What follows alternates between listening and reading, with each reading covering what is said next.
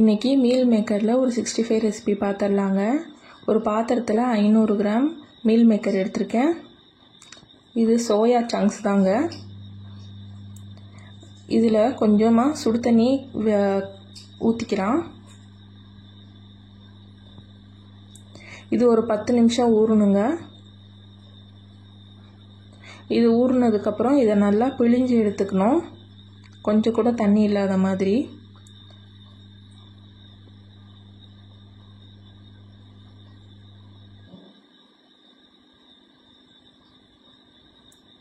இப்போ ஊறினதை வேறு ஒரு பாத்திரத்துக்கு ட்ரான்ஸ்ஃபர் பண்ணிவிட்டு கொஞ்சமாக பச்சை தண்ணி ஊற்றி பிழிஞ்சு எடுத்துக்கிறேங்க.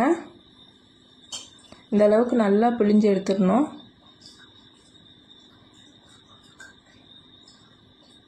இப்போ அதில் ஒரு 3 டேபிள் ஸ்பூன் மைதா மாவு, 3 டேபிள் ஸ்பூன் கார்ன்ஃப்ளவர் மாவு, 1/4 டீஸ்பூன் இஞ்சி பூண்டு பேஸ்ட்டு, 1/4 டீஸ்பூன் மஞ்சத்தூள், 1/4 டீஸ்பூன் மிளகாய்த்தூள்,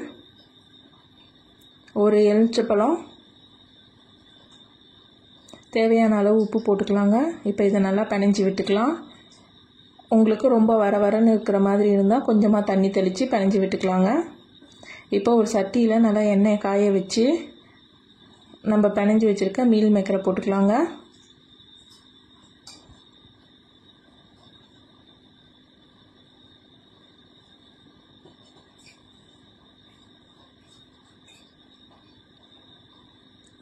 இப்போ எல்லா மீல் மேக்கரையும் போட்டு பொரித்து எடுத்து வச்சுக்கலாங்க.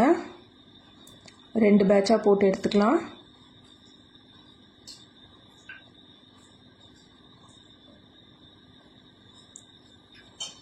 மீல் மேக்கர் நல்லா இந்த அளவுக்கு நல்லா பொரிஞ்சதுக்கப்புறம் இறக்கிக்கலாங்க.